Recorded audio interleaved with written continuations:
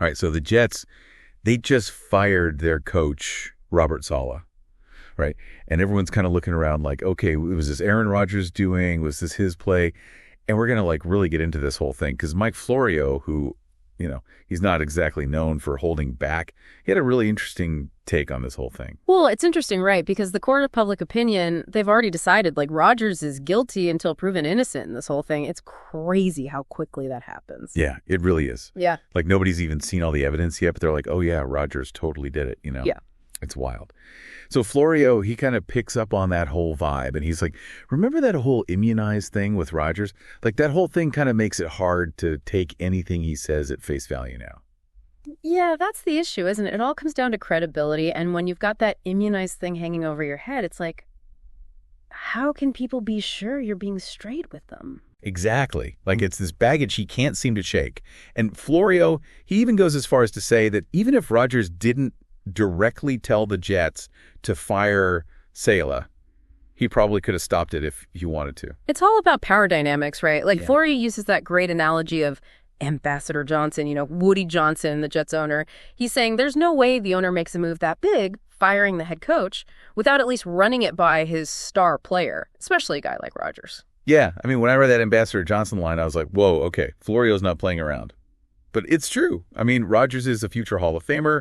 He left a ton of money on the table to go to the Jets. Of course, the owner's going to listen to him. For sure. And that's what makes this whole situation so fascinating, right? You've got this legendary quarterback, a brand new owner trying to make his mark, and then Saleh, who, let's be real, he hadn't exactly turned the team around yet. It's like a textbook case of organizational leverage at play. Yeah, it's like they're playing high-stakes chess, and we're all just trying to figure out what Rodgers is going to do next. And the thing is, Rodgers has never been afraid to speak his mind right.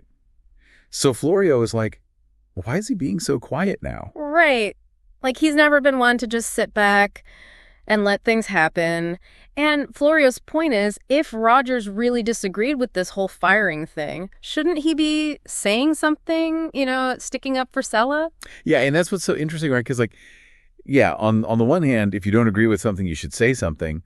But then you've got to think about, what's going to happen if he actually does open his mouth, right? Exactly. It's like a lose-lose situation almost. Because, yeah, he could come out and say something and people would be like, okay, he's got integrity, he's standing up for what he believes in. But then it's like, what does that do to the team? The fans. The whole league is watching this go down. Right. It could totally backfire. People could see it as him, trying to undermine the new owner or, stir up trouble in the locker room.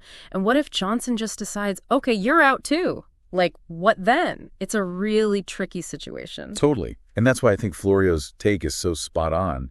He's saying that in this case, it's Rodgers' silence that's really saying it all. Yeah. He's saying more by not saying anything. It's like that old saying, actions speak louder than words. But in this case, it's like inaction speaking louder than words.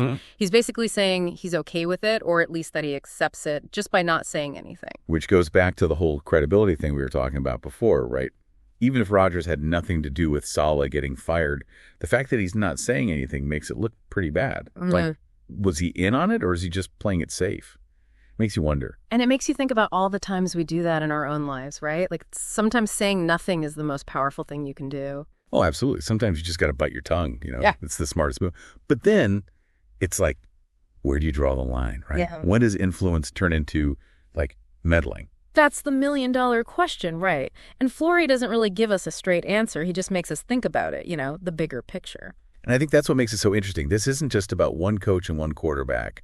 It's about power and how it works everywhere.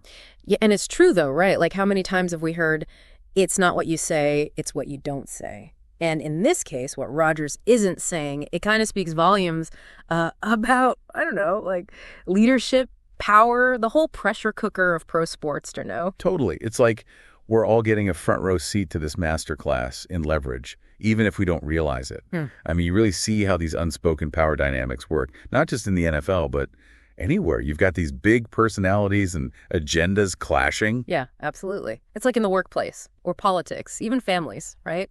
There's always that question lurking in the background. Who's really calling the shots here? Right. And what are they going to do with that power? Florio's analysis really drives home the point that sometimes the most powerful move is actually not making a move, It's that strategic silence that gets everyone else talking, trying to figure out what it means. Totally. Which brings us back to that final question that Florio leaves us with, right? Yeah. When is silence just silence? And when is it like this whole calculated power play? Something to think about, even in our own lives. Because those power dynamics, those unspoken rules, they're everywhere. Absolutely. Even if we're not out there trying to win the Super Bowl, knowing when to speak up, when to maybe just listen, it can make all the difference. It's like being able to read the room, knowing what's at stake, and when, sometimes just keeping quiet might be the loudest thing you can do. Yeah, lots to think about for sure. And on that note, that wraps up our deep dive for today. Thanks for joining us as we unpack this whole Aaron Rodgers situation and explored the power of, well, not speaking. See you next time.